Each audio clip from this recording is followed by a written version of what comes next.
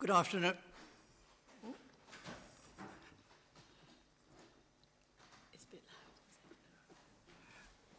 loud. Good afternoon, everyone.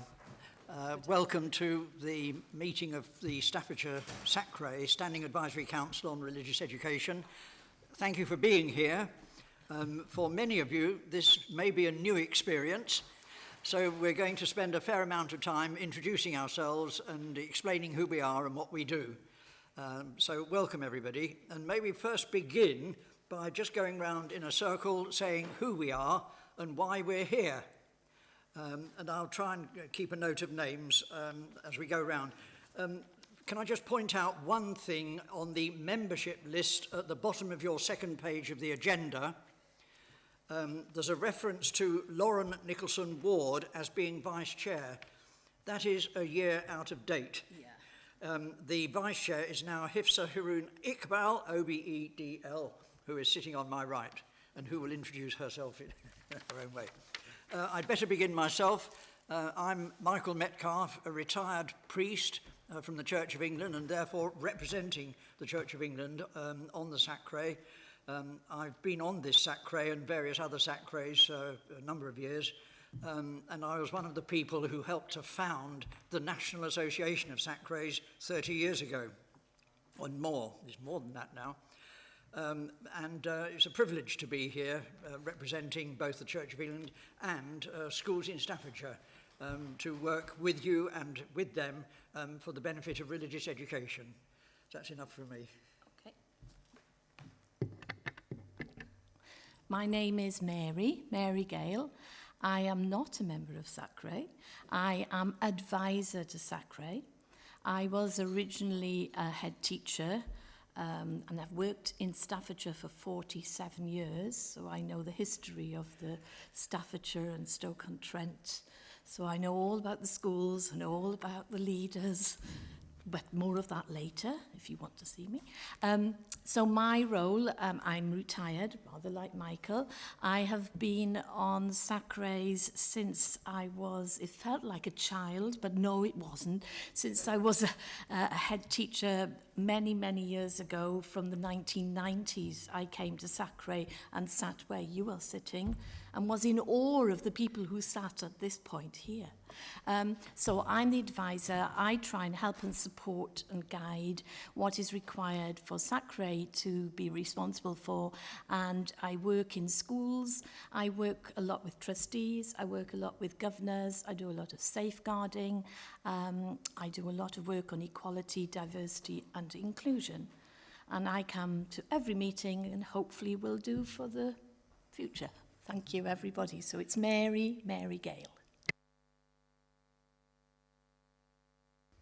Hi everybody, my name is Lindy and I'm a counsellor for Maybank and Wolstanton Division in Newcastle-under-Lyme.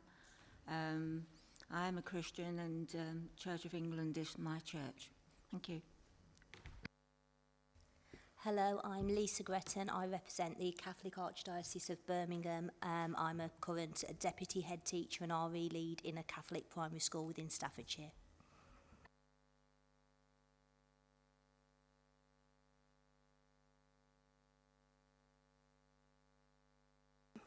Hi, I'm Linda Goodwin. I'm an ex-teacher and I'm here representing the National Education Union.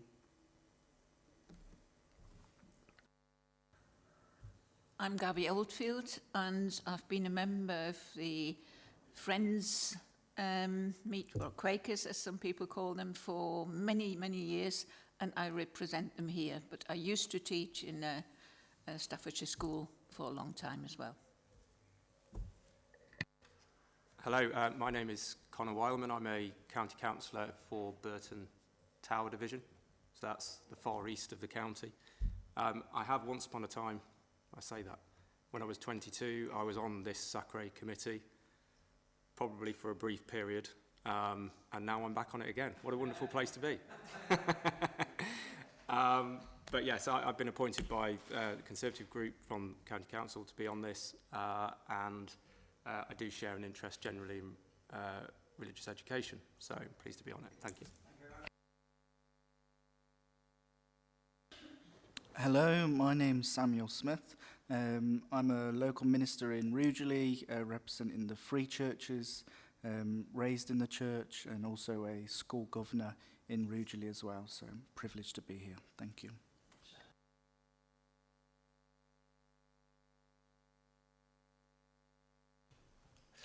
Hi, I'm Paul Williams, County Councillor for Stafford Central. I've been appointed to sit on this committee and I'm very pleased to be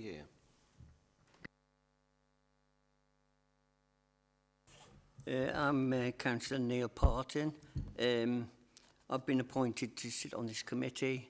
I've been interested in all religions, open-minded, and I'm pleased to be here. Thank you very much.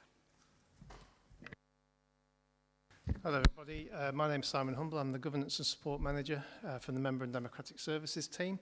I'm your second string quarterback today because my colleague Jo is normally the clerk, but she's on leave this week. But I used to look after SACRE before Jo, so I'm quite experienced from this side of things anyway. Thank you very much. Hi, good afternoon everybody. My name is Hifsa Haroon Iqbal. I am a retired civil servant with a background in counter-terrorism and counter-extremism. I was recently appointed back onto SACRE. By recently, I think probably last year. But I was on SACRE in the early 2000s for a period of about 10 years as well. And I also do training for RE in schools. I do various trainings still around counter-terrorism and extremism, but I also do teaching of RE as a specialist teacher in schools when asked to go in Staffordshire, but also all over the country. Thank you.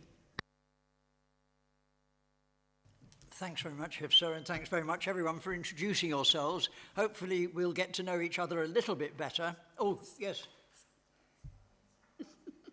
Could you tell us who you are, please?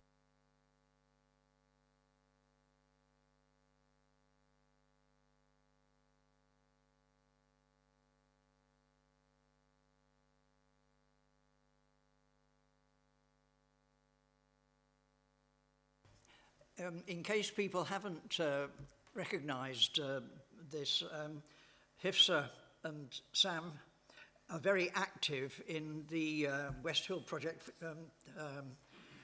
follow-up legacy and act as a sort of team together with their colleagues going round schools, and we'll hear a bit about that later. So I know Sam's always very busy, but so it's very good you could spare a bit of time this afternoon, Sam. Good. We aren't all of us present here, and if we were present, there would be quite a full chamber. But could we record any apologies we've got, please? Thank you, Chair. We've received apologies from Lindsay Jennings and Vicky Wayman. Right, okay. Thank you very much. Item 3, update on membership, Mary. I think Simon. Okay. Sorry, thank you, Chair, that's me. So just a brief update from Jo, just to say that she's continuing actively to seek new members for any vacancies. What Jo won't know, because we only received it yesterday, is that Vicky Priestley has handed her resignation and she's retired as a teacher. So finding it difficult to find the time, as everybody says when you retire, how you ever have the time to do work, we don't know. So she's finding it difficult to come along now. So we'll record that resignation and we'll go back to her appointing organisation and see if we can get somebody else to sit on the committee. Just as a quick comment, we'll come across this in a little while, but the meeting is quorate. And we'll see why in a moment.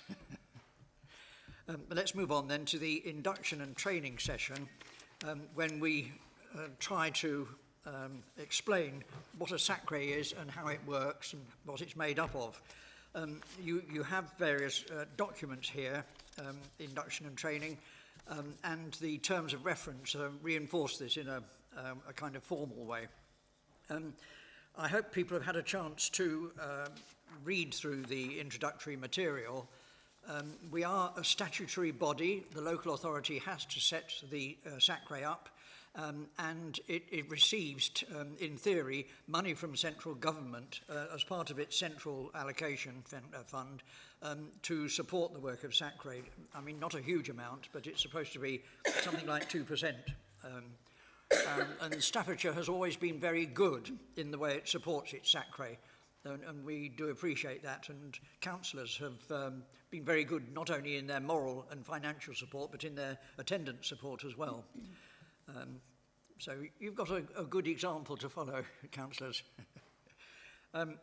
We operate by way of four groups or committees. The way in which they're numbered by law is a bit clumsy, but the way it works out is that Group A or Committee A consists of denominations and religious communities that are not the Church of England, because Committee B is Church of England representatives. This is all historical and goes back to the 1944 Act and how that was a settlement of disputes and tensions at the time. So we're still living in the shadow of that, really. But the Committee A has been expanded in the light of developments in the last half a century and more to include other faiths and people of no faith as well, if the SACRE chooses to admit there was also British humanists and people like that. So we do have in Committee A both members of Christian denominations that are not Anglican, and we're very pleased to see a Roman Catholic representative here. Not every Catholic place gets filled on SACREs. And also representatives of non-Christian faith communities that are present in our country and indeed in our town. So that's Committee A. Committee B is representatives of the Church of England, which for our purposes is covered by the Diocese of Lichfield. So all the Anglican representatives are appointed by the Diocese of Lichfield. Committee C consists of representatives of teacher organisations, and we have one such who represents their education union. And of course, Committee D is representatives of the local authority, your councillors. So we have these four groups, and when it comes to a formal vote, which occasionally we do if we need to make a formal decision, each group or committee has a single vote. So if there is a vote, there are only 4 votes to be recorded, one for each of the committees. And it's up to each committee group to decide how it's going to record and decide upon its vote. So that can be a little bit awkward for Committee A particularly, which is a kind of mixed bag. But we normally try to work by consensus so that we know that people are mostly in agreement with what we want to do, and that when it comes to a formal vote, the formal vote can simply be recorded committee by committee. That's how it operates. I should also say that the position of chair can be used and made operative by the county council itself if it wishes to appoint the chair of SACRE. But if it doesn't appoint the chair of SACRE, then SACRE itself is able to nominate and elect its own chair. And that is what Staffordshire SACRE has been doing for a number of decades now. And I have the honour to be your elected chair year by year. And I'm not making it any secret. I think this is likely to be my last year as chair. I should be very pleased to hand it on, and also to have had the privilege of being the chair for a good number of years while we've steered SACRE and Staffordshire schools through quite a turbulent time in religious education, generally speaking. Mary, is there anything else we need to do in terms of training, do you think, at this point? Well, I think everything that you've said is summarised in your papers on pages 5 and page 6. One of the main things that we need to bring to your attention is the fact that SACRE has written this document, which is the syllabus that schools use to teach religious education or religious studies. This is for maintained schools. This is not for Church of England aided schools, but they may so choose to follow it. It is not for Catholic schools, but they may choose to pick and choose some things out of it. It is not by law for academies, but academies may actually choose to follow it, and we do in the syllabus, we commend it to them. This document is written by yourselves, by SACRE, and it was written in 2023, and it will be reviewed in 2028. And what happens is everything in this is statutory, so schools follow this booklet so they know what to do to teach religious education or religious studies. Religious education is not part of the national curriculum. It is part of a basic curriculum and entitlement for all students as per the Education Act. And within SACRE, we have Sam, we have Hifsa and myself, and we go around schools and we run workshops which talks a lot about what is happening in this booklet and how to make it operational and how schools can interpret that. I've given for you on page 6 and page 7 some websites, and you'll notice that one of them is the Entrust website. Entrust is the trading arm of Staffordshire County Council for training and resources. So I have written plans for the teachers from nursery all the way up to sixth form so that they can go on, log on to the website, they can access the plans, and if they want to use them, they can. If they don't, they can just modify them as long as it is in line with what is required within this agreed syllabus. Then our job is also to monitor that schools actually use the syllabus, and our role is to ensure that pupils get the very best religious studies or religious education with worldviews, not just Christianity, not just Islam, it's worldviews completely, and we support schools in all their endeavours to do that. So there's lots of information in the papers that I've given you, and also I have referenced a training programme from the national SACREs, and you can access a previous training, and I've given you a link because you have this all electronically and a passcode, and you can go on to that training whenever you so wish, and it says, so you've joined your local SACRE, you know, what does that actually mean? So whenever you get a little bit of time, that might be quite interesting for you to visit. Thanks, Mary. Could I just say that do please put on your light and ask a question at any time as we go through the meeting, but particularly now when we're looking at how the SACRE works and what it does and how it comes together. I could comment on the agreed syllabus that it is, in our opinion, very, very up to the sort of front line in where syllabuses are going at the moment. RE syllabuses have been evolving all the time that I've been involved in education, and they're still evolving, and our own syllabus is more or less at the cutting edge of where syllabuses are at the moment. It's got a threefold dynamic, as perhaps you may have picked up, to explore both the religious and non-religious scene, to engage with that and to learn from it, and to reflect on what you have discovered and how you're reacting to it, and how your own sense of person is developing within that diverse situation. So it's quite a complex thing, and it goes well beyond what people normally understand religious education to be. It's very much more concerned with living within diversity and also knowing where you are within that diversity and how you're going to cope with it and act, be authentic within it to yourself. And the workshops that we have, which accompany it, Sam and Hifsa work with the pupils and the students, and I work with trustees, I work with governors, I work with head teachers, and I work with RE leads. And I explain to them that if they have an excellent religious studies program in their school, then they're meeting things like British values, they're looking at things like diversity and inclusion.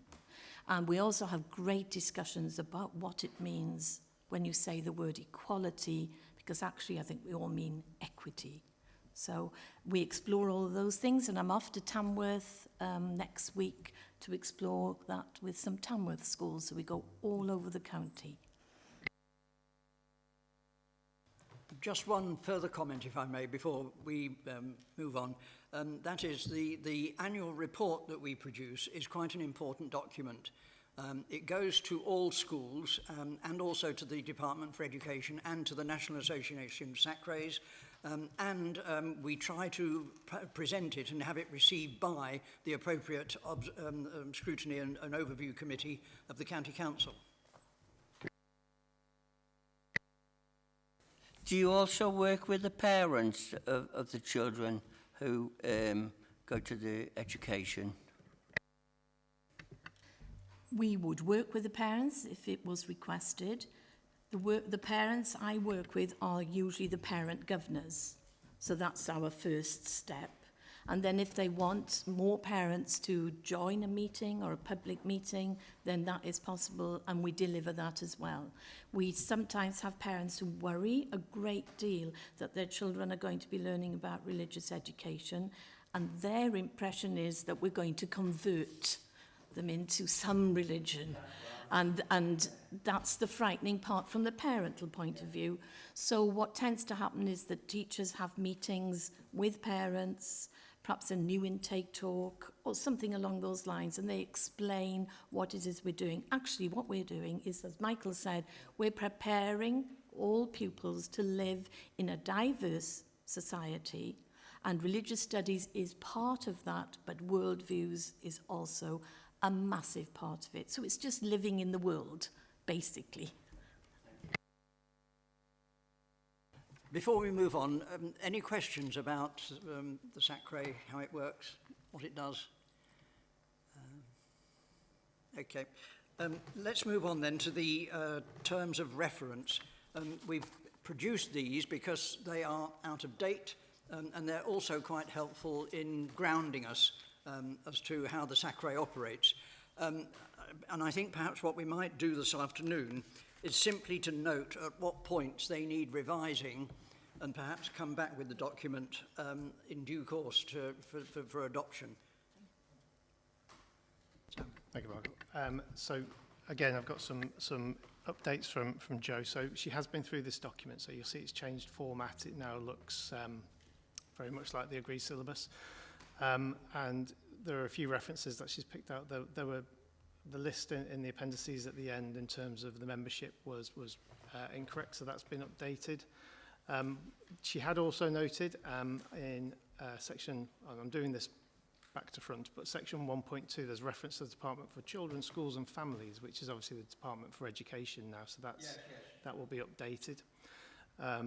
But largely, and it's probably why the terms of reference have been the way they have been for so many years, everything just still fits, unless there's anything that anybody, any of the members have seen that jumps out as changes that need to be made.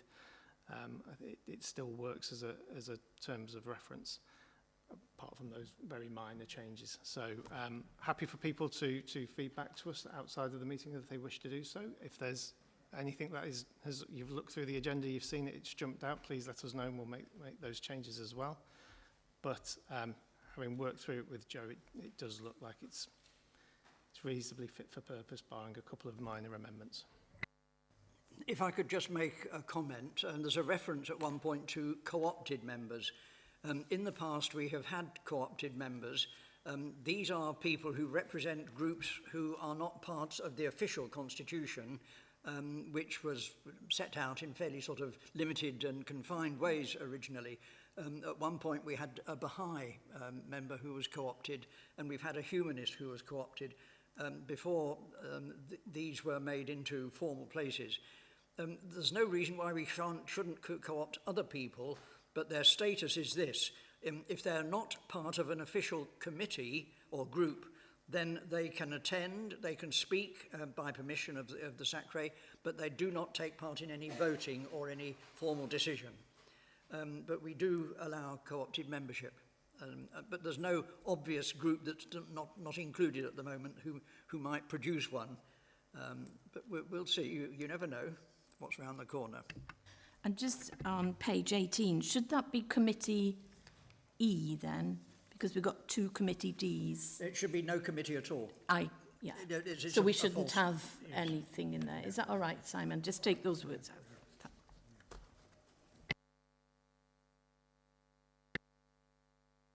With your agreement, we'll put this on one side, we'll ask for it to be edited, and we'll receive it at a subsequent meeting. Is that agreed? And that completes the preparation for this meeting. Before we get on to the formal items now. Terms of reference, that's item 5. Item 6, declaration of any other business. Technically, I think the County Council doesn't allow any other business. So we've got this here in case there's something that people do wish to raise, and we'll include that in the agenda as necessary. Is there any declaration? Okay. So let's move on then to the minutes of the meeting held on the 5th of February. These have been circulated.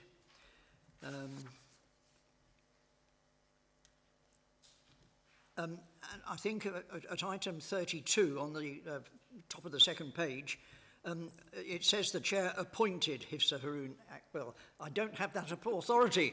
It should say the chair proposed appointing Hifsa Haroon Iqbal. Members approved the decision. So very good. When we come to the bottom of that page, there's a reference to a poor section 48 result from inspection. I don't know, could you comment on that one, Mary? Schools. Yeah.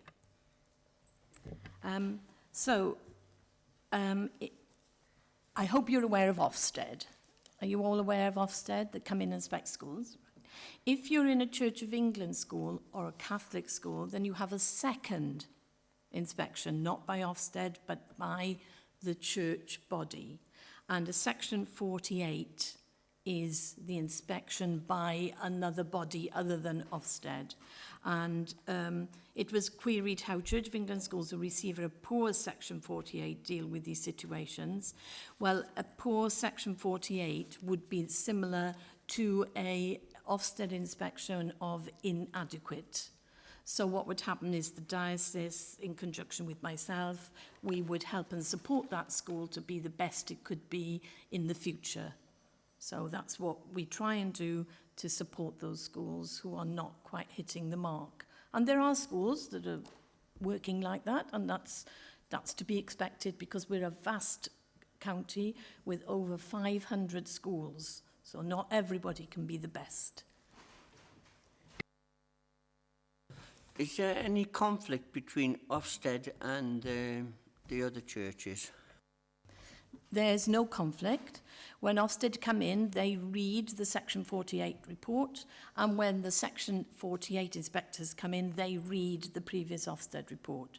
I was a previous inspector. I've not long retired from that role, and we do like to work together, as in we share reports. I have actually carried out a Section 48 inspection at the same time as Ofsted, and that was quite enlightening, but it's very rare these days. If I could just comment a bit further, both Ofsted and the inspection services for the faith schools have very clear terms of reference, which on the whole do not overlap, but they do overlap in certain areas like the school's philosophy or ethos, which is affected, and both types of inspection may comment on that, and that will overlap. and they overlap with regard to pupil well-being, staff well-being, safeguarding, and the vision for the school. The school vision is paramount in all aspects. It's not usually called a vision within a Catholic community, it's usually called the mission statement. Different terminology, meaning the same thing. We've made one or two comments on the minutes, and most of the matters arising that we may come across will be followed up in further items. But for those who were present, there aren't very many of us, may we agree that this is a correct record of that meeting? Oh, I think that's wonderful, yes, unanimous for those who are present. Okay, thank you very much. I will sign the minutes forthwith.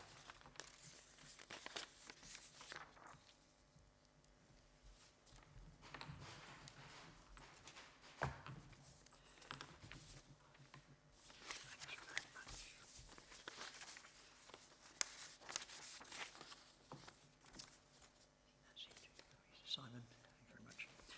Right, we can get on to the meat of the meeting now. First of all, update on key issues, and I'm very happy to hand over to Mary to take us through this item. Well, hopefully you've had an opportunity to read it. We have, for those who've been in meetings before, you will notice we've changed the template.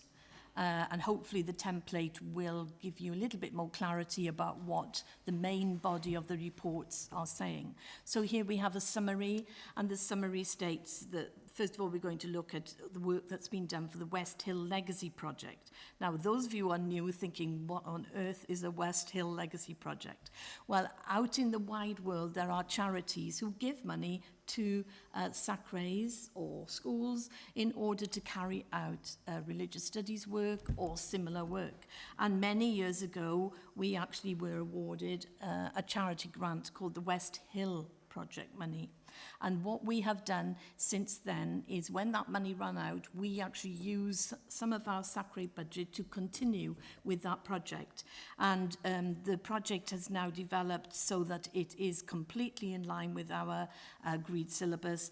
And this is the work of Sam, this is the work of Hifsa, and to a certain extent myself, and they go into schools and talk about the explore, engage, reflect aspects with regard to perhaps Christianity or Islam or whatever the schools require. So the first part of the report gives you a little bit of a flavour there, and you can see that I've included some of the comments from schools with regard to Hifsa's workshops, which is great. I can't include everything, you know, that people send us, so I've given you a flavour, and I think the flavour will indicate to you that we are getting value for money. The schools don't have to pay.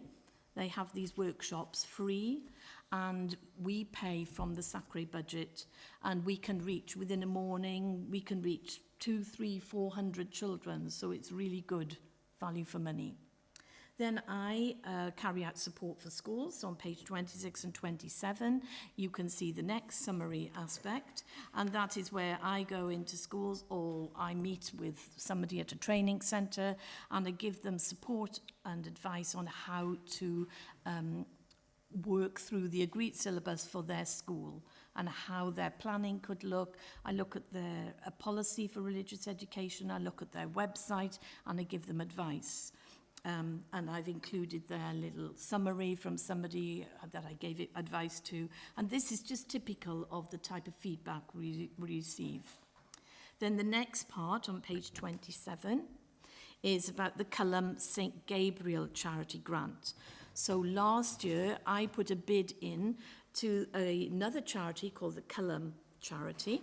And I asked, would it be possible for our SACRE to receive money so that I could support governors within schools, parent governors, trustees, members, and so on understanding what equity, diversity and inclusion looks like with regard to the agreed syllabus. And all of that also includes work on personal, social, health education and the British values and it also includes work on well-being. So it's across the board. It's not just religious education. And that's gone down well. And we received the charity grant, and I ran it in about 14 schools. And I was asked as well to go to Birmingham, Newham University to lecture there on it. So that was a very interesting opportunity for me. And this still continues. So now we are going to use the grant money that we have for SACRE from ourselves to continue that work. So as I say, next week I'm in Tamworth carrying out that work. Then there's networking, and in between each meeting, I have network meetings with RE leads, with advisors, with national bodies. I attend conferences, etc. And what happens is Entrust commits me to working for 12 days in a year, not in a month, 12 days in a year to carry out all of this work. So just like yourselves doing a little bit of volunteer work by being here, some of the work I do is also encompassed through volunteer work. So there's a lot of networking there. Just to dot the I, so to speak, people all the time use acronyms, but these acronyms that are in this thing, NATRE is the National Association of Teachers of RE, and ARIAC is the Association of RE Inspectors, Advisors and Consultants. Two very august national bodies, and Mary's well in with these.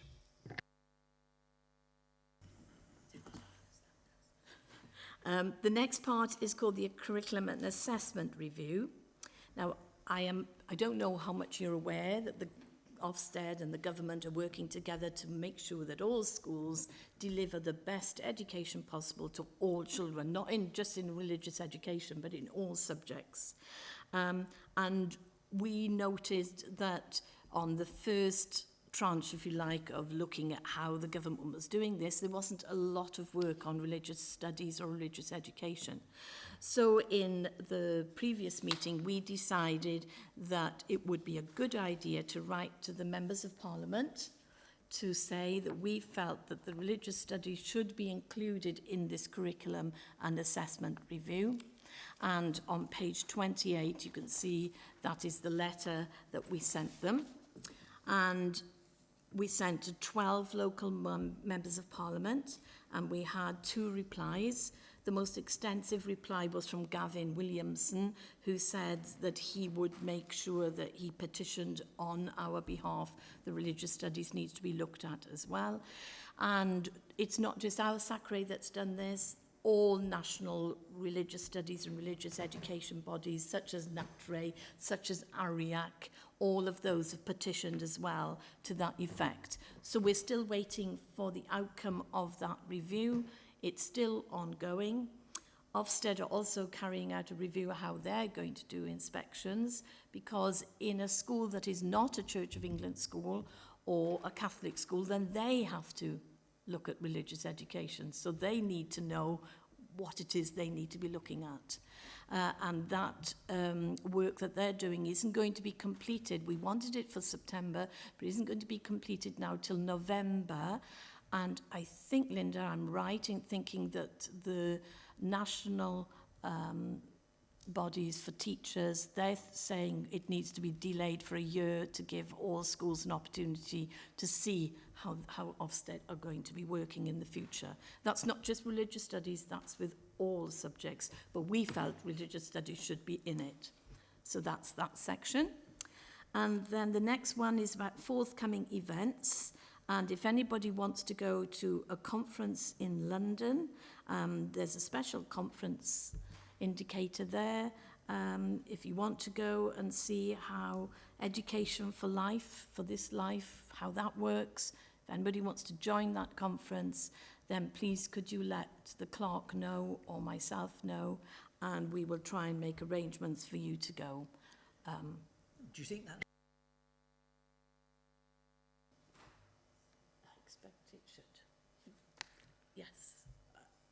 Yeah. Solidarity. I just copied it off their website, so I'm not sure. could be a new word in religious education that I've not come across. I know. Yeah. So if anybody wants to go on a conference, just let us know and we'll try and see if we can get you booked on. And so that ends the key issues aspect. Just add a quick footnote, really, about the letter that we sent to the MPs. I had a reply from Lee, yeah. the Stafford MP. Lee Ing. Yes, and I actually happened to meet her in St Chad's Church at the right sort of time and had a 5-minute conversation with her on this issue. She did say that the initial phase of the review had already taken place, so we were a bit late. But the fact that this is being continually lobbied about and that she was willing to engage with this, I think was a good sign at one point. But people will be aware that RE is the odd one out when it comes to the curriculum subjects. People who are trying to advocate for the subject find this a continual handicap that it is left out of curriculum developments and curriculum studies and reviews because it's not part of the national curriculum. And bursaries that are given for many subjects such as English, there could be billions going into that. None of it, there's £0 goes into religious education, religious studies, and yet we know if in a school you have a solid religious studies curriculum, then you are preparing those pupils for everything and anything. And when I talk to schools, I explain to them that through religious studies you can teach English, you could teach history, you could teach geography, and it's opening their eyes to the extensive support pupils can receive if they have a solid religious studies curriculum. Before we move on, any questions, comments from members? Simon. I've just had a very quick look, and it is Celerity. I'm on the website. The Sea of Faith Networks Resources for Schools. Yeah.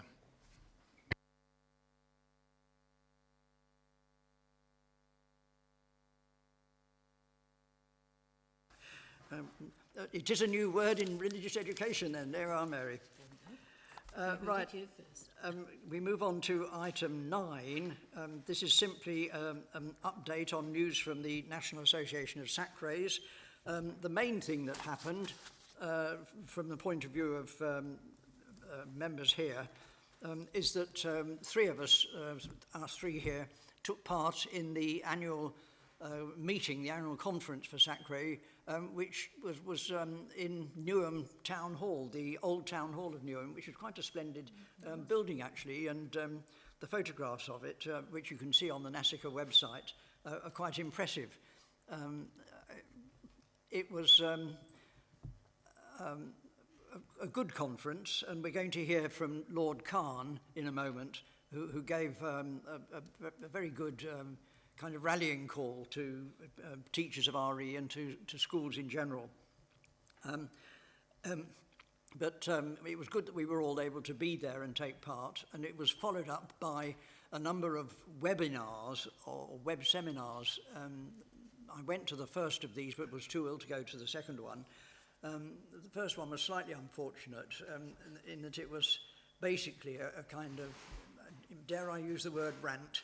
Yes. About how all these white people are stopping people of colour getting into things. And it just went on about that for nearly an hour without any interaction or participation.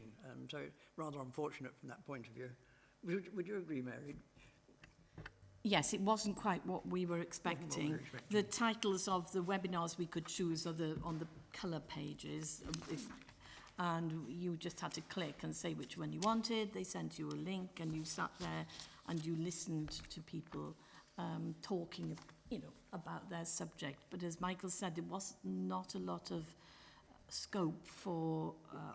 It could have been a really good discussion, but it was just white people being told that in the past we've done terrible things and now we need to atone for our not so niceness.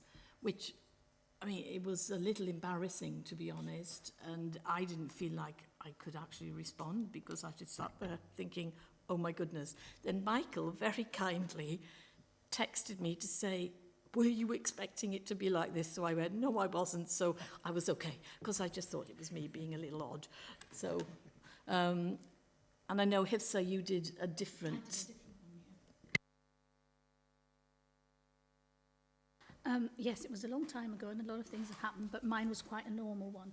There were a lot of people on there and there weren't any ridiculous issues like that. So, but it was very well organised, the one. I'm trying to remember what the workshop was that I went to, actually. All I can remember, it was actually a very, very good one. Yeah. It was by the interfaith one with schools. Yeah, which was obviously with the work that I'm doing. I wanted to go to the controversial moments, yes. But you weren't able to get to that. Or teaching sensitive issues in the RE classroom, one of those.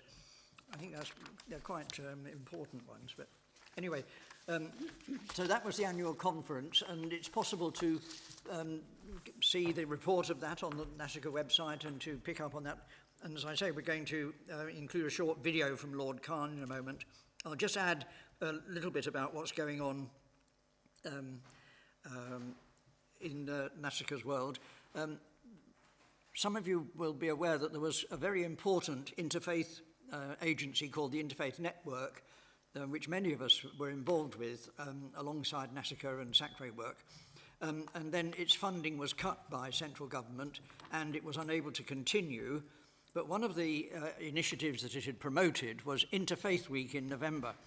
And NASACRE, along with one or two other of the interfaith groups and teacher organisations, have taken on the responsibility for maintaining the week of interfaith celebration and observance in November. And so that will be continuing. On the 7th of July, there is a special hubs training session which NASACRE is promoting through the RE hubs, helping to train people from faith communities to be speakers at schools, and also helping what are called places of interest, in other words, places of worship or reflection, how they can be integrated into schoolwork and schoolwork in RE in the most constructive and helpful way. And then the other thing from NASACRE is that they've been talking about this from some time, but they're about to appoint or seek recruitment for an executive officer who will take on some of the admin work that this is being done voluntarily at the moment. And they think they've got the funds to do it for a short period of 2 or 3 years anyway. And that may, in fact, mean that NASACRE is able to be much more proactive and to achieve more in terms of advocacy for RE than just being a group of people who are doing this voluntary on top of many other things that they're responsible for and engaged in. I don't know whether Mary has got anything else from NASACRE. The RE hub that you mentioned, I've given a reference to it on page 42 of the documents. It talks about what the RE hub is. It talks about how it enables schools to access speakers of all faiths and no faiths, and how schools can select a hub in their area. They can click on a person's name, so Hifsa's name would come up, and then they can contact that person to say, could you come to my school? And then there may be a charge, there may not be a charge. All the information is on these things called the RE hubs. So that's very useful for schools to hear.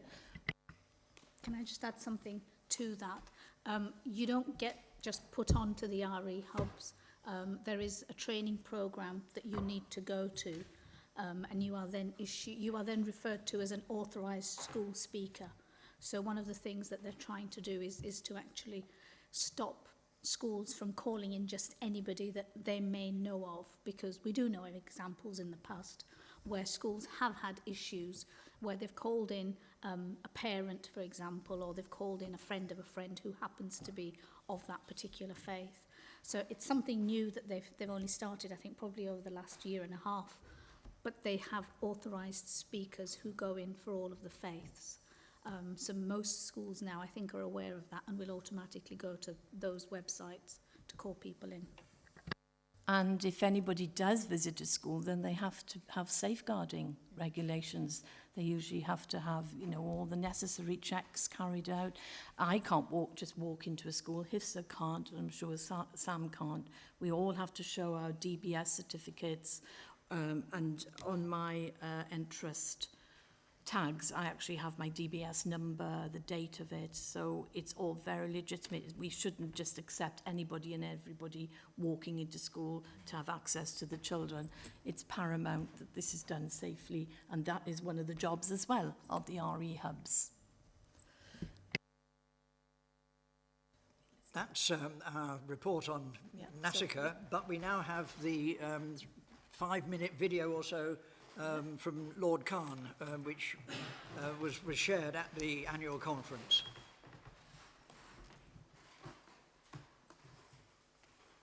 High quality religious education is more than a subject on the school timetable. It is a vital part of shaping curious, empathetic and respectful young people. It helps students not only understand different faiths and beliefs, but also the profound impact these have on individuals and communities. For over 60 years, standing advisory councils for religious education have been central to ensuring that religious education remains academically rigorous, inclusive and reflective of the diverse worldviews that make up our society. Their work helps students develop deeper understanding of others and fosters social cohesion in our schools and beyond. Guided by SACRE's, RE encourages respectful dialogue, challenges prejudice and builds a shared sense of humanity. It nurtures faith literacy, not just the ability to recite facts, but the deeper understanding of how religion and beliefs shape lives, decisions, and identities. It encourages reflection on belief, traditions, and ethics. It encourages pupils to consider the concept of belief and the role it plays in the traditions and values of this country. This, in turn, equips them with the knowledge they need to interact with people around them, regardless of their own beliefs. Pluralism also underpins high-quality religious education, helping students value diverse beliefs and practices and celebrate different perspectives. Without that understanding, students risk developing a fragmented view of the world. And when we fail to foster connection and comprehension, we leave space for division where there should be unity. SACREs are champions of that unity. They help create school environments where respectful disagreement is encouraged, where mutual learning flourishes, and where shared values are nurtured.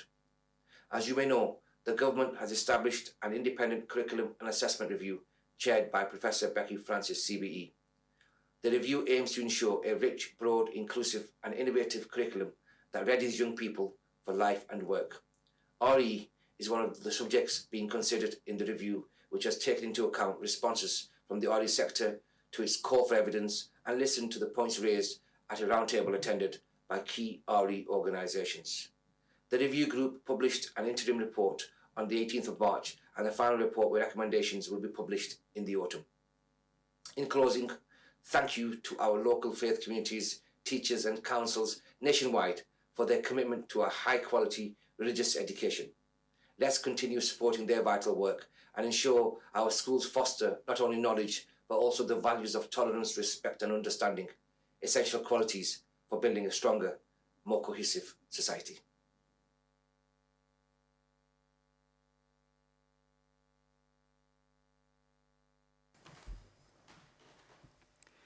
Thank you, Simon. A ringing endorsement of good quality RE. There is bad quality RE, unfortunately, and which often is worse than no RE at all. If RE is going to be available in schools, as we want it to be, then it needs to be of the best possible quality. And to help build up young people in the way that Lord Khan was saying. Any questions on NASACRE that we're associated with, as the National Association? Okay. We can move on then to final update on standards, item 10. with the number of statistics from Mary, which Mary will take us through. First of all, apologies that this is for last summer's GCSE and A-level results for the schools in Staffordshire who teach religious studies, or they call it religious studies actually, in the high schools. We didn't have access from the government to any of these results until after the previous meeting, which was in February. So I have been asking the local authority for these results for months, and they came out just after the meeting last time. And in the summary document, it indicates to you what is happening in Staffordshire with regard to, first of all, GCSEs and then A-levels. Now, historically, you need to know that Staffordshire has always been below the national standard for religious education. So that's nothing new. But we are not getting worse, if that's any consolation. We are aspiring to have high standards. We are aspiring to be better.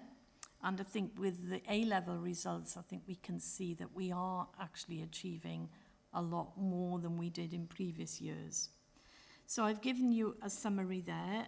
Staffordshire percentage of students achieving the grades. I don't know if you're aware that grade 9 is the highest, and then it goes down to grade 1 or unclassified. And the results show that in Staffordshire we have 181 entries. Nationally it's 16,000, so we don't have, the entries are not that great. That's for A-level. And for the GCSEs, we do have a lot more entries than that, obviously. The background, you can see, just gives some indicators of what it was like historically in Staffordshire. And then over on page 36, I've analysed the religious studies for GCSE from 2019, which is pre-pandemic, through to 2024. And what we are hoping for is that all schools get back to the pre-pandemic standard. I know that seems weird, but that's what we're all aiming for, because 2021, 22, things were not the same. The children did not sit the GCSEs in the same way as everybody else. They were given a lot of support, or they weren't given support, and it was not appropriate actually to make comparisons. So if you compare to the 2019, which is what we've always been aiming for, you can see in 2019 the average of 9 to 4, that I should say, was 65.9, which is 66. And you can see for 2024 we've actually got back up to 64%. So we are definitely on the right lines. I've given some indicators of some schools. I've actually named schools in this report, and there are 1, 2, 3, 4, 5, 6, 7 schools that are actually higher than national, which is good news. In previous years we've had perhaps 3 or 4, so we are going in the right direction. And it is to be noted that John Taylor High School, it does seem to be the best achieving school in Staffordshire for religious studies. I think it's similar for most subjects actually, closely followed then by 2 Catholic schools and Blythe Ridge High School. Of course, it does depend on how many entries there are, because if you only have 2 entries and they both, all those 2 get a grade 9, then you're 100% at grade 9. But if you've got a school that's entering 200 and odd, it's a different story completely. I've shown how smaller cohorts have potential best practice. I've shown red flags and concerns for certain schools, and I've shown where high entries are below benchmark outcomes. And out of those schools, I am working actually with one of them. It's an academy, Elaine's Academy. They've given indicators that they want to improve, they want to be better. So we're having a go and seeing what we can do there. And I've analysed and looked at the work that they've done. And actually, I think they've put the children in for the wrong exam. looking at it in more detail. Could you believe that?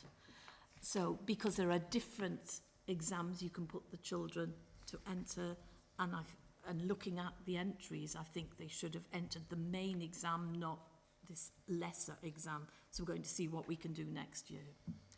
I'm working with the head teacher, and I'm working with the chair of trustees with that. So the next section is the A-level comparisons. Can we just stop there? Oh, sorry.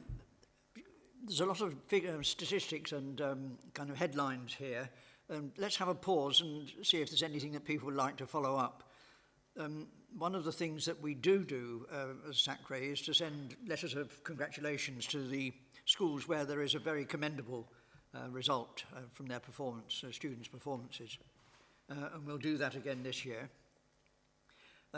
Mary said at an earlier point that the Staffordshire results were slightly below the national average. And this is not just so for RE, it's typical of the performance of Staffordshire secondary schools in other subjects as well, and in general terms, in aggregate terms. So RE is not any different from any other subject in Staffordshire schools as far as that goes. But we obviously do want to improve standards and results, and that's what we're aiming for. So any comments on the figures? Yeah, is there an explanation why the results are lower than the average? This is an historic feature. It's been happening with Staffordshire schools for decades.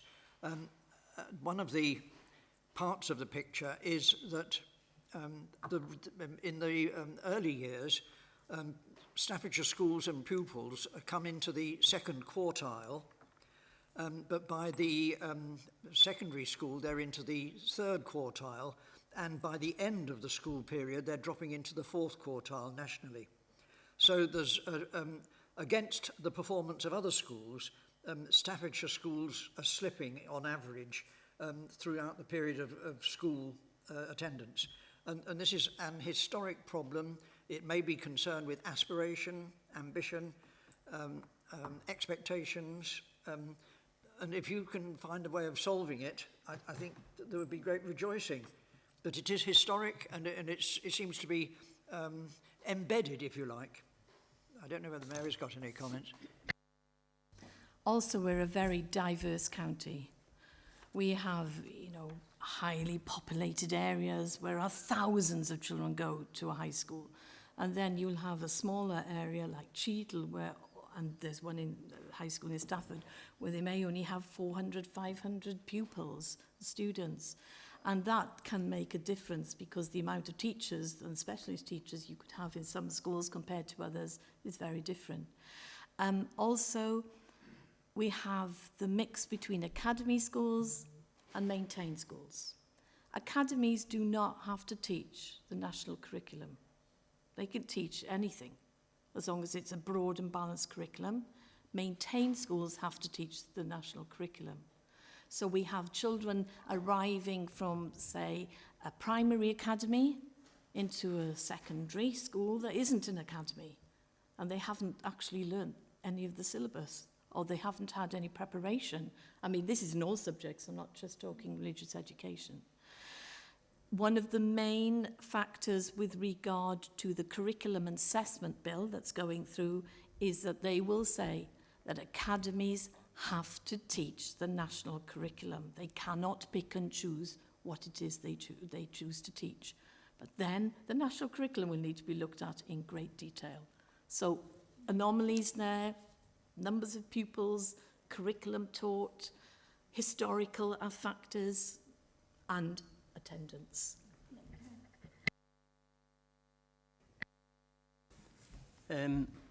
Are the schools still struggling for teachers, and is religious education still struggling as well for teachers? Yes, to have a high school where you have a religious studies teacher who's had a degree in that subject is getting increasingly rare.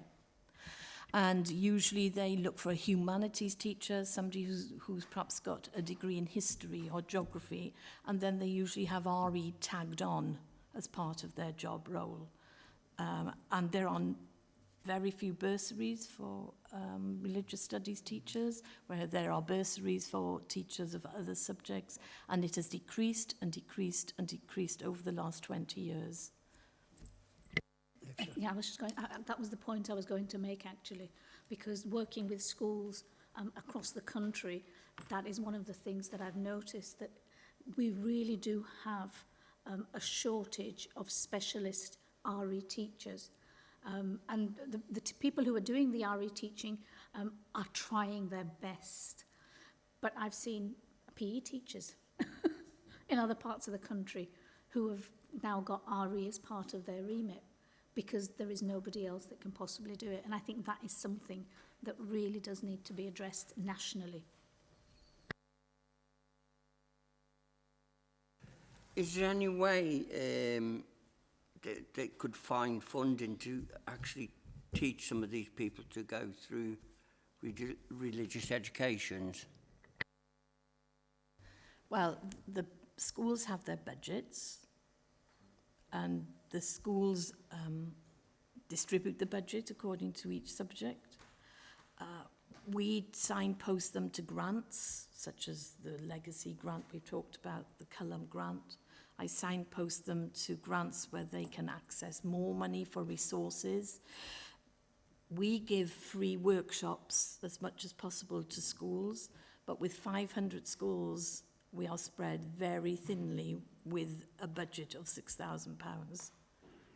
So what we try and do is prioritise, and where exactly a school shows a great interest and they actually say, do you know, we're not very good at this and we'd like your support, that is the kind of school we want to go into and help, rather than the school that says, oh, we're excellent, you know, can we have support? Although we support them too, because excellence need to be equally supported as those who feel they are struggling. So it's budgets thinly spread, but this is why the agreed syllabus is so useful. And this is why we flag this up to schools, because in here it gives good teaching, it gives good ideas, it provides resources and so on. But teachers are afraid to make a mistake.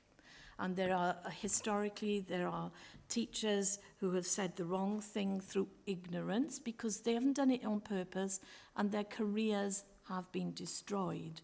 So teachers are wary about what they say and how they say it. So that's the situation. If I can add a comment further, Mary is absolutely right that there's a whole variety of schools and contexts within our very diverse county, and the statistics just give aggregate figures. Where that we have a figure of so many % below the national average, this means that there are some schools that are very, very highly performing alongside other schools which are performing really quite poorly. So that the aggregate percentage is just a composite figure. But where it does fall below the national average, it does indicate that something has been happening. And the fact that Staffordshire schools drop in the ratings over the course of the school attendance period is something that's been a concern for the education management in Staffordshire for many years. But it is an average, and some schools perform brilliantly, as we've seen, and others less so. And previously in Staffordshire, about 20 years ago, a lot of schools didn't actually put pupils in for religious studies, GCSE or A level. Now, we have encouraged them to do that, and if they're only starting on that journey, then yes, their results might be lower. And I think there is only one school now in Staffordshire that does not actually do religious studies and religious education, which compared to 10, 20 years ago is a phenomenal, actually, you know, it's great that we've made so much progress in the number of schools who are actually teaching it, which is good news. Now I think we have A-level. We haven't done A-level yet. No. So the A-level results are very pleasing. We have an average grade of B, which is in comparison to the national. The amount of entries that we have varies, but we have more than 2022, but fewer than 2023. And there's lots of schools who are working very, very hard. If you look, 24% of Staffordshire schools are getting A star to A, which is quite a good result. Again, we have schools like John Taylor High School who are doing very well with the A levels. We have King Edward VI, they're doing very well.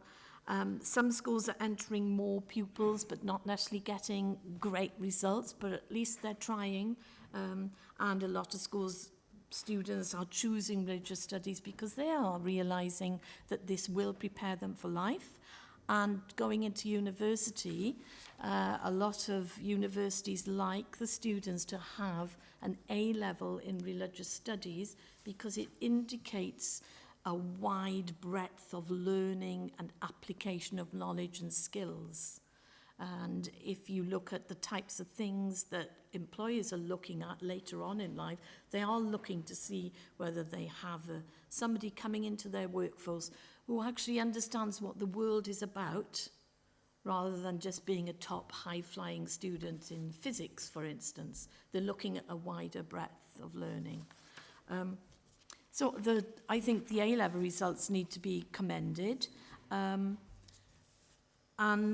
even though there are smaller entries in some schools, and they might be only entering 1 or 2, they're getting 100% perhaps then at the A star to A. So some schools are picking, obviously, and choosing their pupils, or rather the students are choosing themselves. So in summary, with the A levels, A-level Staffordshire in comparison is just below the national of the A star to C, which is very similar to 2023. So we have not actually slipped. So for A levels. Right. So I think we need to commend those schools. Yes, we'll do that, Mary, if you could please. There's an interesting comment on the back page, which you could perhaps explain. Erasmus Darwin Academy had 1 entry, but 10 entries for a different paper. Was that philosophy and ethics or something like that? Yes. And what I noticed is that if they enter for one of the papers, they get higher marks than for the other paper. So it might just be a conversation with them to say, why not put them all in for that paper where you had higher entries? Because obviously you're teaching that really well. Why not try that? It's just ways of teaching and ways of learning. Any questions on this? Item 10 is... Sorry. Do you mind if I say something to the clerk? Is that okay? So I hope you don't mind me talking on this item. Obviously, as the clerk of the committee, it's quite unusual, but I am a father of 2 children at secondary school, both of whom are at, you've mentioned the school, King Edward's, and they do religious studies, and they have to do a GCSE and RE. And I'm not going to sugarcoat it. When they both started, they really didn't want to do this RE GCSE. My daughter's now considering taking it for A levels because she's enjoyed it so much. And it just goes to show, I think, the mixture of the curriculum, the agreed syllabus, and how that works is making it a lot more interesting than I think they thought it would be. I don't want to talk too much about religion itself, but how it's integrated and how they're interested in it. But the way it's been taught at that school, just, it's really useful to know that it's not enforcing them learning this, it's giving them a really good view on life and what's happening out there in the world, which has led to my daughter has certainly changed her mind in terms of what she's considering. But I just thought I'd mention that from the other side of it, so not from the coal face, but from what the parents have to deal with at the other side as well. Yes, by taking our S or A-level GCSE, we're not out to convert pupils into religious bodies or beings. We just want to give them a diverse knowledge of the world, not just the county they live in, but the world they live in. And as we know today, that is so important to try and understand that wider aspect of life other than your own particular area. So thank you, Simon. That's good to hear. Okay, on to item 11. This is just for information here. Mary, you want to? I realised that there would be some new members today, so I've given you some indicator of useful website information. Again, the Interest RE website, where you'll find a lot of information about how we work in schools. The SACRE website itself, which we keep updated, don't we, Simon? We keep that updated. Then the RE hubs, which we've talked about as well. Then the NASACRE website, the National Association of Teachers of Religious Education. There's another website there if this interests you. Then the government has a virtual academy. I don't know if you're aware of that. There aren't any pupils in it, but it's called the Oak National Academy. And the Oak National Academy produces lesson plans and PowerPoints on all lessons to do with religious education. When it first came out a few years ago, it was very basic. But now it has, I'm going to be honest, it has improved. You have to speak as you find. And for teachers who, as Hifsa has said, haven't got a clue of what they're doing in RE, it's better than nothing, because everything is prepared for them. And if they look at that website in conjunction with our website and our agreed syllabus, then they can do a average to above average job, which is all we want to hear. Then we've got the NASACRE, which is the National Association website as well, which has a lot of information for yourselves. So that's just trying to give you a full learning, scope of learning, if you like, if you're interested in this yourselves. Well, could I encourage people to follow some of these links up and just explore, see what you can find. You might be surprised. Yeah. Thank you. On to item 12, the budget. Although we don't have a huge amount of money, we do housekeep it fairly carefully, and we make the best use of it we possibly can. We do have available, as Mary says, 4,700, although it's a bit less than that actually, isn't it? Yeah, there's some additional. Yes. There's additional. 1,700 to be delivered, so 3,000. That has to pay for a number of items to carry us through to March, I think, the end of March. But if we do have spare, then it's possible to provide subsidies for training and courses or other things. Perhaps, Mary, you'd like to say a bit more. So this covers work that perhaps Sam does within a school or Hifsa, and we don't charge the schools for it. We cover those charges. To get a speaker in, it's expensive for schools and they can't afford it. So when we say we offer this, then they are very pleased. And the way we offer it is, I don't know if you're aware, but all schools are provided with a Governor Information Pack, it's called, every term. Within that Governor Information Pack is everything that schools should know about, not just with RE, but with anything and everything. And I always make sure I used to write it up until 3 months ago for all of the schools, and I used to write the national one, but now I've transferred that to another gentleman, and he's writing it. And I just write, for us, I write all the RE aspects. So I put all of this on. I say there are websites available. I say what's free for them. I say we can actually provide workshops. And this is what we pay for then from the SACRE budget. We can't do 500 schools, but we seem to be able to accommodate those who then contact me to say, I'm really interested, Mary, please could you come, or could Hifsa come, or Sam come to the school and explore these things with us. So we are managing for the schools who are applying at the moment, which is good. It's the trouble will be if we get many more schools applying, we don't have the money, but then that will be a different story on a different day, and we may have to set a criteria for that. So the budget's working, and the good thing is that now I am running the budget. Before Entrust used to run the budget, great, wonderful, we weren't always catching up or getting value for money because we were always months behind. And then if there was money left at the end of the financial year, we couldn't use it. It had to go back into the budget. So I think last year, we got down to the last £30. So this year we're going to go to the wire again. If we go minus, I'll just have to say sorry to Tim Moss and apologise profusely. We'll see how that one goes. So the budget is being used, it's being utilised, and it's being used on children, except for the conference fee when we went to the conference. That was paid for by this budget, you can see conference fee. The red. The red, 300. So the budget is working.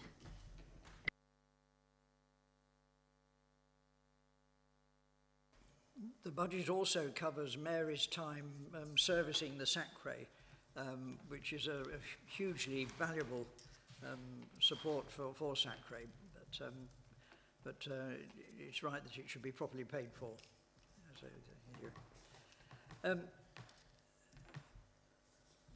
that is the budget situation.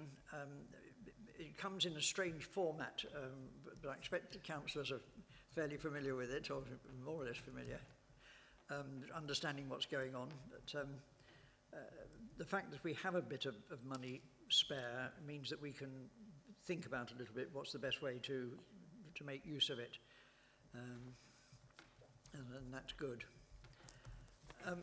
If we can move on then to the development plan, we have our own development plan, which Mary has set out, complete with red, amber and green codes to say which have been completed, which are ongoing and which need to be addressed urgently.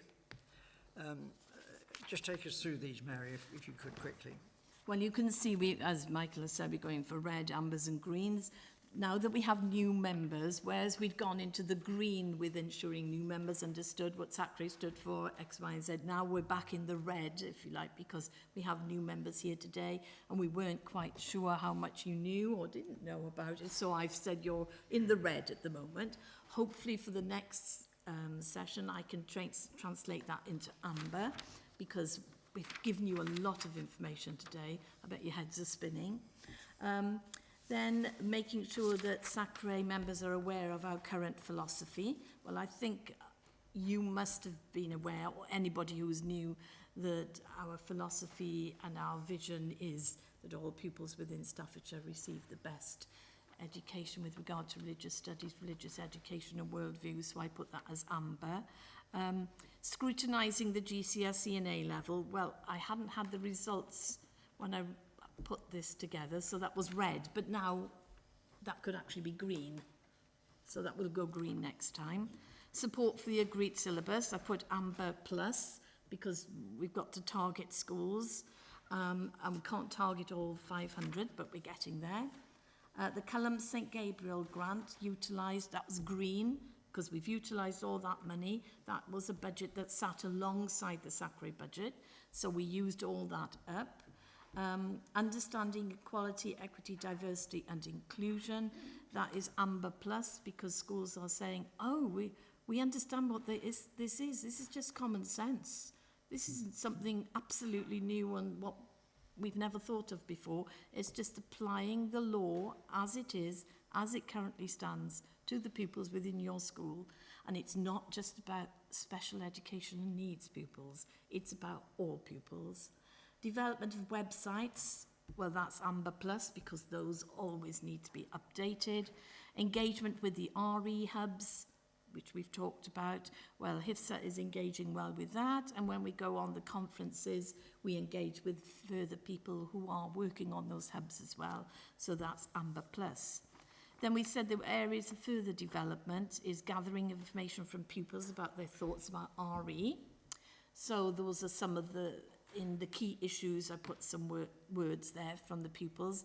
But Sean, hopefully, who is a member of SACRE, next time he comes to the meeting, he's going to produce a video about his children and how they engaged with an RE week that they had last week. So he knows he's going to produce that, and I know HIFSA, you took part in that. And I also reference people called the Stafford Street Pastors. I don't know if you've heard of those. Yes, so they've contacted me and they've been going around schools as well. So we're getting there. And pupils are sharing their thoughts about it. So we're sharing some of that with you next time. Hopefully we'll have a video from them. Sharing impressions of teachers. We've put a little bit of that in there this time. Celebration of great RE throughout the county. We tend to do that through something called the Religious Education Quality Mark reports, the Section 48 reports, Ofsted reports. So when I get a good report, which I think I showed you last time, then we put together some of that information and share that with you. So that's it in a nutshell, really. Now, just a question, Mary. Are there any other schools looking to move forward on the RE quality mark? Not at the moment, because it costs hundreds and hundreds of pounds, and I think schools at the moment don't have a spare £550 to actually go forward. If they do want to go forward, they know to contact me, and I might say, well, I'll speak to SACRE, they might pay half of it for you. We find that if schools are getting too much free, they're actually not appreciating it. So by saying to schools they have to put something towards it themselves, it does focus the mind a little bit more. So we'll wait and see. If you know of a school, one of your schools, if you know, Simon, if your children at school wants to go for it, I can support them, having been through the process myself and gained for my school the award, then I'd be more than happy to help and support them. We do have, is it 2 schools that have got this mark in Staffordshire? Yes, we have 3 schools. We have Christchurch Academy in Stone. We have a school, we have Sean Miles School and Pattingham. Yeah, 3. And then the school I was at, after so many years, you drop off the list and you have to reapply. So in the past 10 years, we've had 4 schools. It's worth going for these quality mark things if you have aspiration, but they do cost money. Yeah. That's the Councillor. Are you aware that they're building a new academy in Rotary and that? Will you have any input there, or have you been approached? I haven't been approached because academies they do it their own way. Maintain schools, Tim Moss can instruct me to go into a school that's a maintained school and say, Mary, work with this school. Academies have to request, unfortunately, but it's a new school. They will no doubt be accessing some of Interest training, and I've just been asked by Interest to write a training package about leadership within schools, self-evaluation, and not to do with religious education, but across the whole board. And usually when you get a new academy coming on board, they like to look at that type of training for their new leaders. So you never know, this time next year I might say, yes, I've been there. But I can always email them and introduce ourselves and say, if you need any support, you know where we are.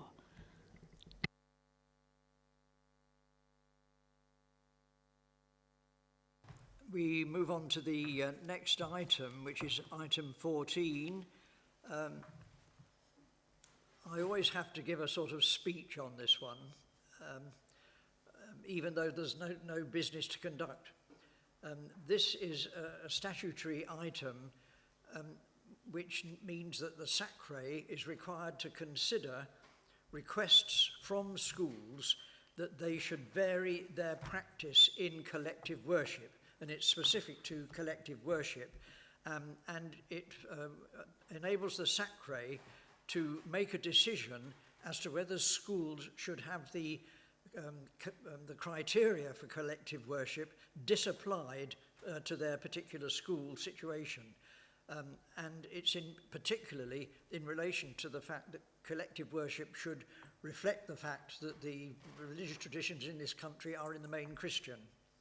A SACRE can receive an application from a school to request that that particular criterion could be relaxed, but not that collective worship could be removed entirely. This is not meant for that purpose at all. We've got very little experience of it in this county because we've had hardly any applications for variation in practice, and we've got none to consider this afternoon either. But I do know that there are places in London, for instance, where this is a main item on the agenda of SACREs all the time, applications from schools seeking variation in the practice of collective worship. And where this happens, the schools have to give evidence that they are providing an alternative observance which covers the kind of thing that collective worship would do, but which would not have the emphasis towards Christianity that the legislation provides for. This isn't just a sort of one-off decision.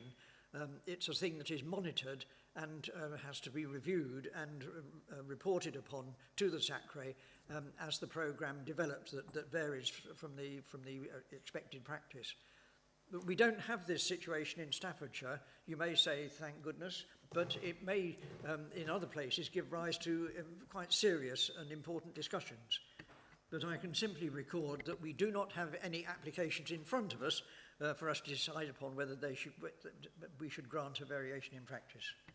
And it can be quite complicated because I'm working with a Sikh school in Runcorn, and they are working out whether they should make an application to their SACRE. So it does happen, and there is a school in Wolverhampton that is primarily Sikh, and I don't know, they're thinking should they or shouldn't they. So I work with those schools, even though they're not in our county, to work through these things. So I have some experience of it, which is good if we did get a variation for practice request.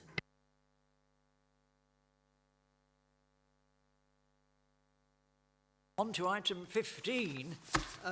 One of the things that we're very conscious of in attempting to offer a good, lively SACRE meeting is, first of all, that this is not a very good meeting place dynamically for interpersonal interaction and so on.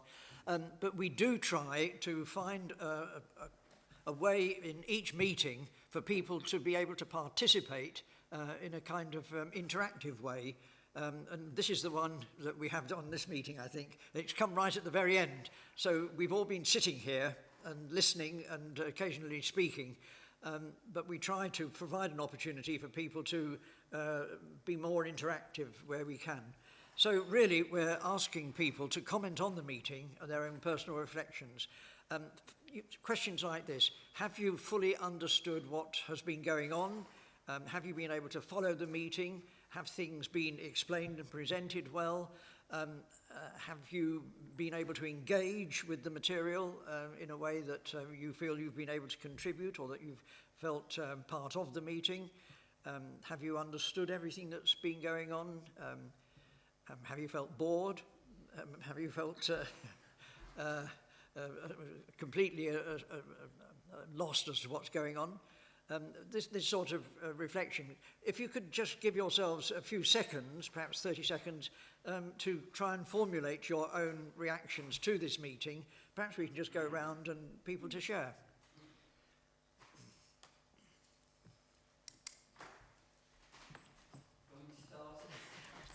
Go on, go for it.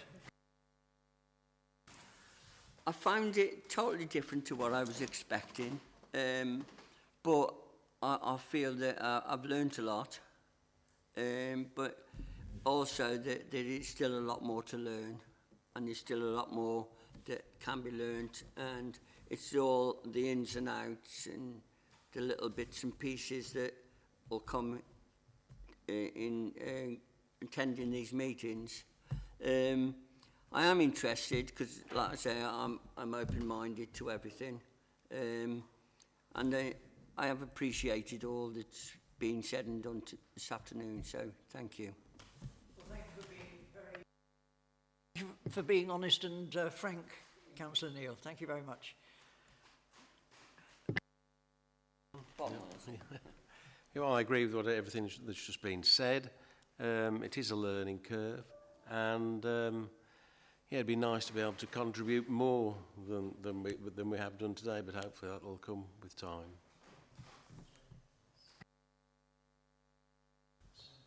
I particularly found the statistics quite interesting about the A levels and the GCSE levels, and in particular to hear about the need of teachers within the religious education wasn't something I was entirely aware of, how short-staffed that area was. But it was interesting. It was lovely to hear from Simon about his personal experience with his children as well, and I think it's always nice to hear firsthand from a parent of that view, to not just be in the paperwork and statistics as well. So thank you for your contribution. Over to me. I also enjoyed the statistics bit, I've got to be said. And I did RE at A-level at John Taylor High School. So, but I got a B. No one else thought.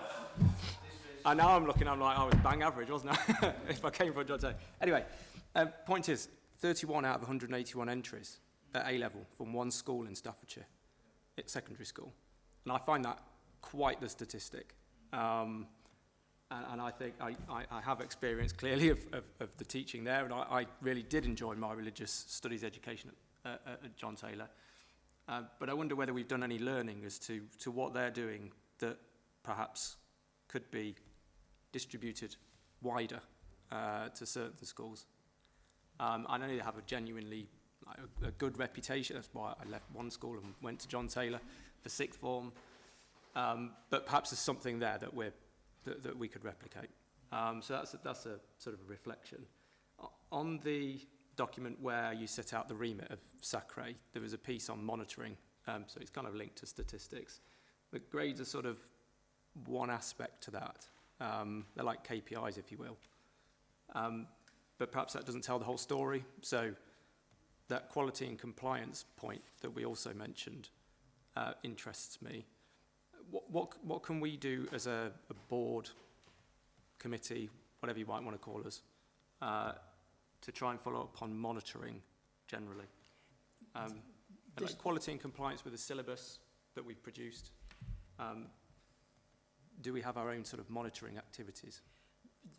We have an informal monitoring system which is, in a sense, voluntary, in that we request schools to report to us on how they're carrying out their work in RE. We do this on an annual basis, and we can follow up where there is a lack of information, or where there's some information that comes through that indicates that there's a lack of compliance or a lack of quality, or a risk of a lack of quality. But we unfortunately don't have the machinery, if you like, the resources to be able to monitor as much as we did at one time. And this is an ongoing challenge to SACREs everywhere. But you're quite right. This is one of the things that we have a responsibility for, but have difficulty in being rigorous in. So one of the most formal things we do is we look at the Department for Education statistics on workforce teaching. So each school, once a year, has to send to the DFE how many hours they spend teaching per subject. So what happens as a result of that, we receive the religious education and religious studies results, and we can see how many hours each school is actually teaching religious studies. So from that, if the school isn't mentioned at all, because some schools, their admin staff don't always fill in the form correctly, because that's life, what happens then, if a school isn't mentioned, I then review their website. And I look on that website to see if religious studies is being taught or not, as the case may be. and then I evaluate the school from that. So we do it from the workforce reform at the moment, we do it from the A-level results, GCSE results, and we do it through website trolls. And that is formally what we do. We have in the past given out questionnaires, but from 500 schools we were receiving 35 replies, and it sounded like 100%, it sounded like 100% were fully compliant, but it was only because 35 schools were replying, because they were the schools that were doing it. Schools that weren't doing it weren't going to reply. So we've just erred a little way from that, but it might be something that I can look at for future and think about in a little bit more detail. Can have an opportunity to come back on that. Thank you. Section 48 reports, we mentioned those, and when there's a good one, we get to hear about it. This, what is this called? A SACRE? Is it what sort of body is it? It's a committee of the council? Yes. Yeah. Pretty much. Committee. I'll call it a committee. So do all Section 48 reports come to this committee so that we can see them? Or is it just ones you recommend we see? It's just the ones that the Lichfield Diocese send to me. And in a year, they might be 10, they might be 4, they might be 2. It just depends on who's been chosen, because they're every 5 years. It just depends. And the same with the Catholic schools. But I usually get to hear if there's something exceptional happening. I usually receive information, and I usually hear the other side where it is not exceptional and where RE is actually mentioned in a report that it's not up to standard. Then Tim Moss emails me and says, Mary, could you visit this school and could you do a further analysis? So the county it does keep an eye on those aspects, and it's a red flag, and then I'm asked to go in and support the school. It would be really helpful if we sort of did a little bit of monitoring about those Section 48 reports. Well, let's say there's 5 or 10 in a year. I don't know. That might be an overestimate. I think we've got to be a bit careful here, because Section 48 inspections cover areas of a school's life which are not subject to Ofsted and to the county's responsibility. So it's when Mary supports them, this is in a voluntary and collaborative way, not as a direct county responsibility. Tell me I'm wrong, Mary, but... If it's an aided school, it is the responsibility of the diocese to enable further support. If it's a maintained school that is not part of an academy, then we might have a jurisdiction or remit to go in. But maintained schools are becoming fewer and fewer, and not all schools are church schools. So a Section 48 is only for a Church of England or a Catholic designated school. If you're an ordinary maintained school, you only have Ofsted looking at and analysing your school, and where Ofsted pick it up as being an area, religious studies not being taught appropriately, then Tim Moss emails me and says, could you please go to that school and help and support them? So, and it's very few and far, because Ofsted rarely comment on religious studies. Very rarely. That was going to be my next question, as to how often do we think Ofsted mentioned? So in the last 5 years, there's been one school that I have supported quite a lot, and then they left the maintained school sector and became academies. So then the jurisdiction stops. So it very much depends on what the kind of agenda of Ofsted is, and occasionally they do take a greater interest in RE than they do normally, and then you might get several deep dives or comments made, and Ofsted's policy and agenda is to some extent governed by the government's, the Department for Education's agenda, of course. So it's not politically neutral, if I can put it like that. But on the whole, religious education does tend to be left in the background unless there's a definite drive to take more notice of it.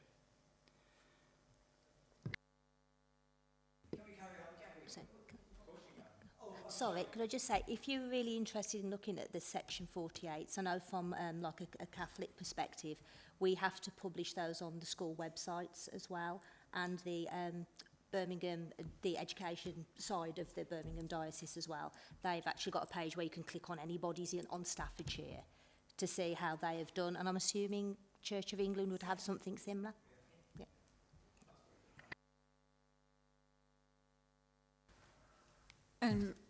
I found the first part very informing today and very helpful, the background of SACRE and the detailed information about what SACRE is all about, because recently at our meeting somebody asked, what is SACRE all about?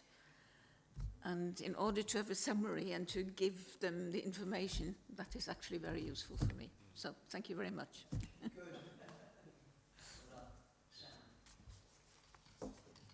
Oh, yeah, it's been great to be back. These meetings are always great because your information is always so thorough and it's really, really helpful. I think it's just reminded me today that actually something that certainly as a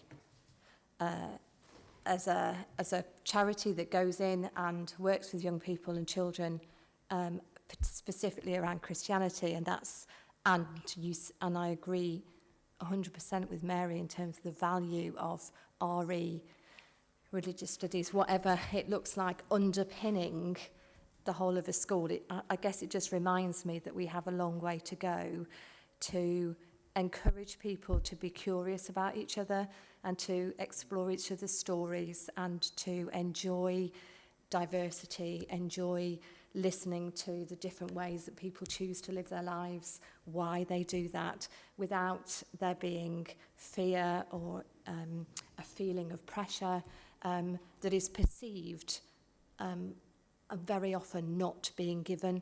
And so I guess this sort of conversation is really, really important, and the different levels at which we can champion, particularly I think at a policy level, where if RE was part of the national curriculum, that would solve a lot of problems in terms of perhaps attitudes of heads, how much they're trying to squeeze into a particular pot, what they're trying to squeeze into a particular pot and why they do that. So yeah, I think it's just reminded me that actually as somebody who's going into school, it's really, really important to keep that conversation going and keep that dialogue, that positive dialogue going. But actually there are many levels at which we need to be working because we are increasingly frightened of the other, and that's really sad. But great meeting, so thank you. No, thank you very much, Sam. Yes. I am going to have to squeeze off my car parking ticket. Oh dear. Linda. Oh, yeah. Very informative as usual, particularly your personal experiences on going to the conference and the statistics. I'm afraid schools are always balancing with their budgets, and probably the statistics do reflect that. Let's hope that in future that improves.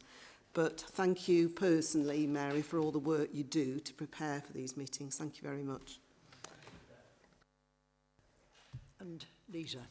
Hi, yes, thank you again. It's been very informative, and again, I really do like looking at the data. That's what my teacher head, isn't it, really? Yeah, like looking at all the data and how the local schools are doing.